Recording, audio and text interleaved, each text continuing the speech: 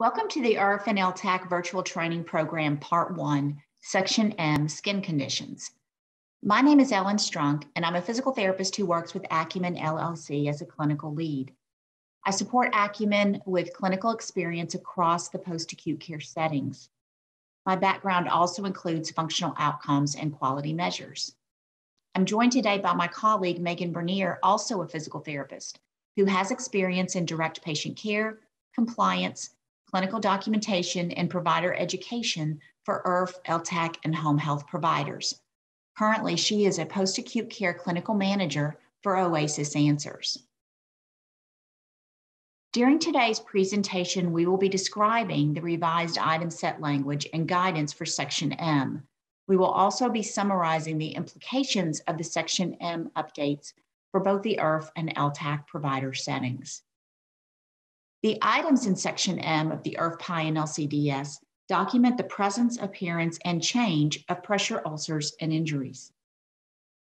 Let's begin by discussing the overall changes for items MO210, unhealed pressure ulcer injuries, and MO300, current number of unhealed pressure ulcers injuries at each stage. One of the changes you will see throughout this section is that the references to the National Pressure Ulcer Advisory Panel have been updated to the National Pressure Injury Advisory Panel, or NPIAP. The skip patterns have also been changed in these manuals based on the addition of NO415, high-risk drug classes, use and indication, which is one of the new standardized patient assessment data elements. Specifically, item MO210 has had the item rationale and coding instructions clarified. Some language that had been located in MO300 was moved to MO210. And for MO300, the steps for assessment, coding tips, and examples have all been clarified. Providers should refer to the change tables for their respective manuals for the exact edits. This training will focus on the more substantive changes, so clarifications and examples won't be reviewed. Let's first start with the guidance changes and clarifications for MO210, unhealed pressure ulcers and injuries. The item rationale states that when coding MO210 on the LCDS and IRF-PAI, the initial numerical staging of pressure ulcers and injuries should be coded in terms of what is assessed as close to the admission as possible. The presence of a pressure ulcer injury can be determined by what is seen and palpated, such as visible tissue and palpable bone. There was also language removed from the intent. This slide shows the language that was removed, specifically the initial numerical staging of ulcers, injuries after debridement or DTI that declares itself.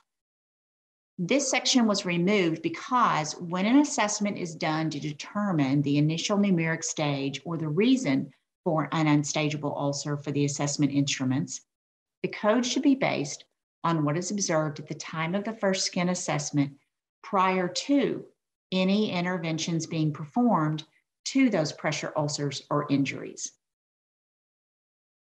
This slide illustrates the updated coding instructions for MO210 at both admission and discharge on the IRF-PAI and LCDS. For both settings, at admission, the first skin assessment should be completed as close to the time of admission as possible, and at the discharge time point, as close to the time of discharge as possible. Additional language has been added to the LCDS to specify which discharge assessment includes MO210. Specifically, MO210 is completed in the LTAC only if AO250 equals 10, a planned discharge, or equals 11, an unplanned discharge. Clarifying edits have also been made to the response codes for MO210. MO210 asks if the patient has any pressure ulcers or injuries present. A code 0, no, indicates that there were no pressure ulcers injuries present on the first skin assessment that was conducted during the 3-day admission assessment period, or on the last skin assessment that was conducted in the 3-day assessment period at discharge. Code 1, yes, was updated in a similar way. However, The code 1 yes in MO210 indicates there was at least one pressure ulcer or injury present. This guidance replaced the less prescriptive language that simply said, as close to the time of admission as possible. This guidance should be familiar since these instructions reflect how providers have always been taught to code this item, and the changes in the manuals were made to mirror what was already current guidance. Let's move on to MO300, which reports any unhealed pressure ulcers or injuries for each numerical stage and unstageable categories. At admission, MO300 reports the number of each unhealed pressure ulcers or injuries at each numerical stage or unstageable reason that is present at the time of the first complete skin assessment. And at the time of the discharge assessment, we are reporting the current number of unhealed pressure ulcers at each stage and/or the number of unstageable injuries by reason, and reporting which of these current pressure ulcers or injuries were also present upon admission. The coding instructions for MO300 have also been revised. These revisions are similar to those made to MO210. Additional guidance was added to the steps for completing MO300A through MO300G. Step 1, determine deepest anatomical stage. Here, the concept of performing the first skin assessment on or after and as close to the admission as possible has been added to the instructions. Of course, there is no reverse or backstaging of pressure ulcer as it begins to heal, but current or historical levels of tissue involvement should be understood in order to accurately determine the appropriate stage of any ulcers that are present. The third instruction under Step 1 was also clarified to further reinforce the previous instruction about backstaging pressure ulcers. It explains that if a currently present stageable pressure ulcer or injury was previously classified at a higher numerical stage than what is observed, then that ulcer or injury should continue to be classified at that higher numerical stage until healed, unless it becomes unstageable. For example, at the time of a skin assessment, a pressure ulcer appeared to be a stage 3. However, when the medical record is reviewed, there is documentation that it was previously staged as a stage 4. In this case, the wound should be coded as a stage 4. This isn't new guidance, but the added language helps to solidify concepts that clinicians have been using for a long time.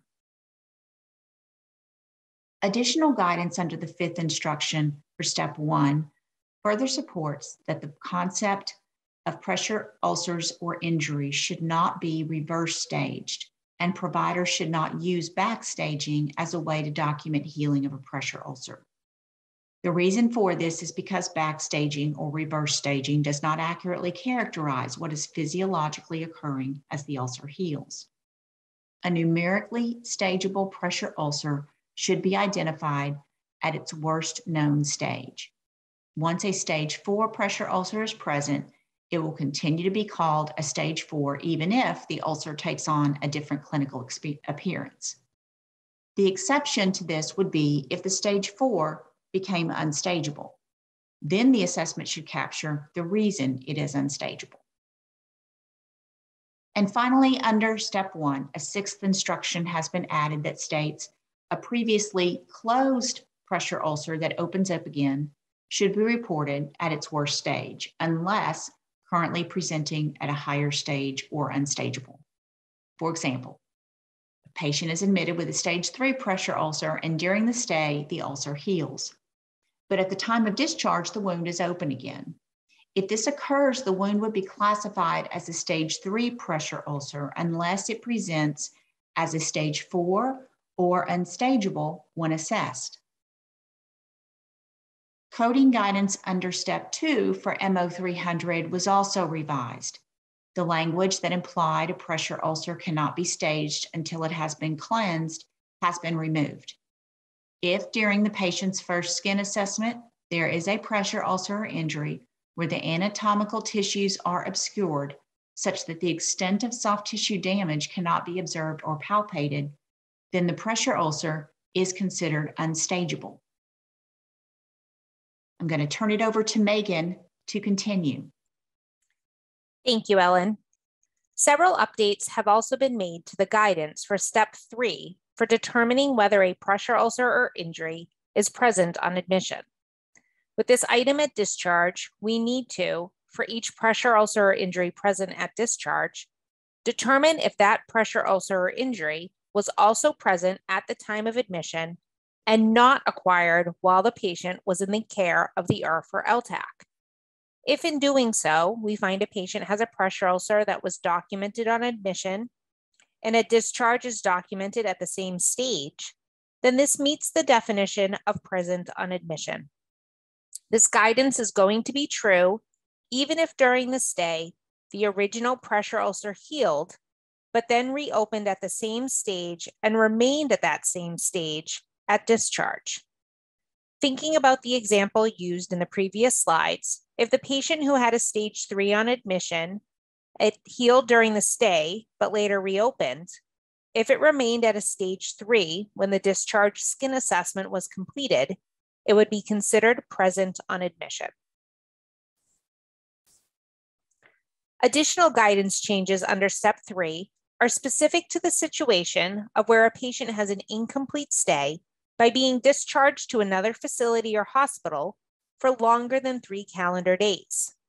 In this scenario, if the patient had a pressure ulcer present before they left the facility, and now upon returning from the other facility or hospital, the pressure ulcer has increased in numerical stage or become unstageable due to Slough or Eschar, then it is going to be coded at that higher stage or reason for unstageable status on the patient's new admission assessment for the second IRF or LTAC stay.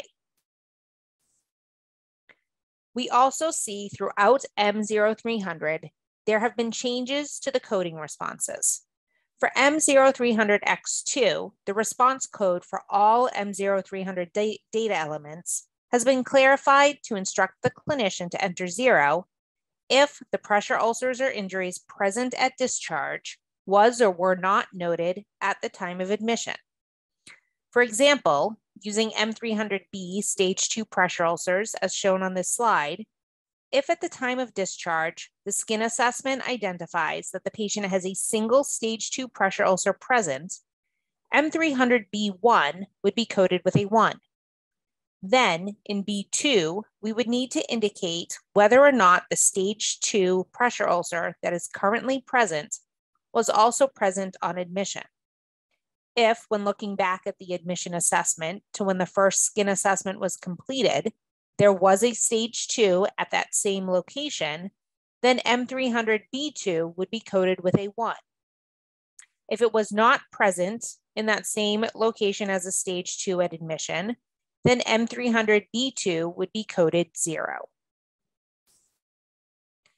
Additional guidance changes have been added to the coding tips for M0300E, unstageable pressure ulcers injuries due to a non-removable dressing device. 2 coding tips were updated to clarify the language we already had in the manual. The first coding tip addresses the concept of when a numerically stageable pressure ulcer injury observed on admission does not increase in numerical stage or become unstageable due to Slough and/or Eschar during the stay, but does become unstageable due to a non-removable dressing or device at discharge. In this scenario, the pressure ulcer injury would be coded as unstageable due to a non-removable dressing or device at the discharge assessment, as well as being coded as present on admission in M0300E2. This is because even though the stage of the pressure ulcer or injury is unknown at discharge, there is no documentation or indication that it increased in numerical stage during the stay. The other coding tip that was updated for M0300E addresses how to code M0300 when a pressure ulcer injury observed on admission increases in numerical stage or becomes unstageable due to Slough and/or Eschar during the stay, and then becomes unstageable due to a non-removable dressing or device at discharge. When this situation occurs on the discharge assessment, The pressure ulcer injury would be coded as unstageable due to a non-removable dressing or device. But unlike the guidance reviewed on the previous slide, it would not be considered present on admission in M0300E2. This is because even though the stage of the pressure ulcer injury is unknown at discharge, there is documentation that the pressure ulcer injury increased in numerical stage during the stay. Moving on to M0300F, unstageable pressure ulcers due to Slough and/or Eschar, 2 coding tips were updated and 1 coding tip was removed. The first update is to remove the idea that a pressure ulcer that has Slough and/or Eschar present must be debrided prior to coding. If a pressure ulcer has Slough or Eschar, and if the anatomical depth of the soft tissue damage within the wound bed can be identified, then the ulcer can be numerically staged. For instance, if we have a pressure ulcer that has a wound bed that has some amount of Slough, but we can still see visible bone, then we code that as a stage 4 ulcer because of our visualization of that stage 4 structure. Remember, the pressure ulcer does not have to be completely debrided or free of all Slough and/or Eschar tissue prior to the staging of a pressure ulcer. The second edit made was to combine 2 coding tips. The coding tip that addresses code 1 and 2 pressure ulcers injury was updated to just say stageable in order to cover all pressure ulcer stages. Now it reads, if a stageable pressure ulcer injury observed at the time of admission further deteriorates and eventually becomes unstageable due to Slough or Eschar at discharge, the unstageable pressure ulcer would be coded on the discharge assessment and would not be considered as present on admission. So M0300F2 would be coded 0.